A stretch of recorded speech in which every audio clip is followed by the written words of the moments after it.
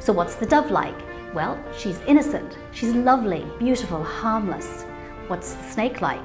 Crafty, cunning, ready to strike at any moment. We have to be both. Welcome to Morning Tea. Hi, I'm Joanne Jolie, business owner and entrepreneur, licensed yacht helmsman, mother, grandmother, and musical artist. If we can't believe the best about ourselves or our future, we're not going to go far.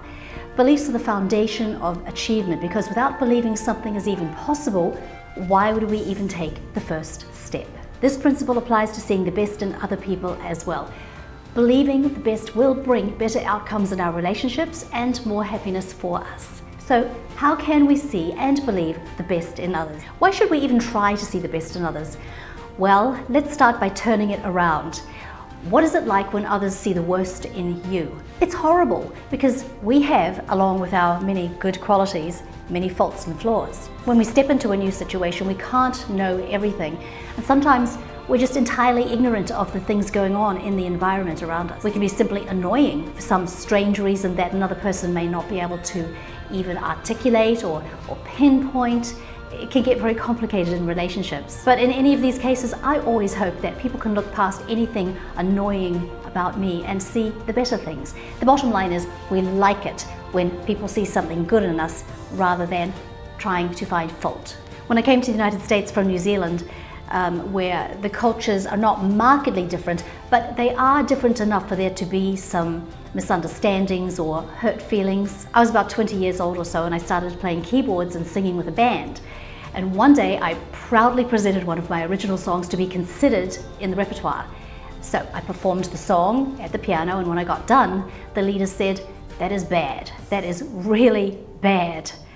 And I didn't say anything, but I was crushed. And I went home in tears, and I was upset for days and licking my wounds. And then suddenly I thought, I need to grow and learn from this older and more accomplished musician. And so I called him up and I said, "Do you mind if I ask you why you thought my music was so bad? I really would like to learn something from you, and I respect your skills as a musician." And he just started laughing. And he said, No, bad means good. When I said your song was bad, I was paying you a high compliment. That song was awesome, and we're going to add it to the concert repertoire. This was very confusing to me, as were many other little things like that came along with moving to a new culture. So communication is definitely an important key to building understanding in new relationships and new situations. What does it say about us when we habitually look at someone and point out their faults and their differences? And what this is a whole pile of negativity, and it indicates an unhealthy state of mind. You know that negativity is very damaging to our brains, and it certainly damages the potential for healthy relationships. If this is you, then it's really important that you get to the core of why you are choosing to see the bad, to see the differences. And it is a choice. It could well be that you were raised by a critical adult who consistently knocked you down instead of supporting you, building you up, encouraging you. And so this is a learned behavior, and it's now probably deeply ingrained as a habit, but it's fixable. And habits can be replaced with better habits with some practice. This could be an indicator of how we see ourselves. Fault finders are often fearful and insecure, and they need to lower others in their minds to elevate themselves. They imagine it puts them in a superior position, and it draws the focus away from their own faults, which, by the way, doesn't work, and it creates a behavior pattern that really only serves to deepen the insecurities. This could be a case of pride. Sometimes we just think we're better than other people, and what it reveals is a lack of love and compassion for your fellow man. It will try to help to see people the way God sees people. Man looks on the outward appearance, but the Lord looks on the heart. So what are the possible outcomes of believing the best? It takes time to dig down and get to know who someone is, and if in fact your belief was well placed.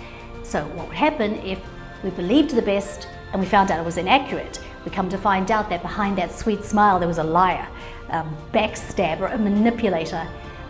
What I say is, so what? What have you really been hurt? Seeing the worst in others bears nothing good. And all that negativity that goes along with looking for fault damages you, while believing the best costs you nothing.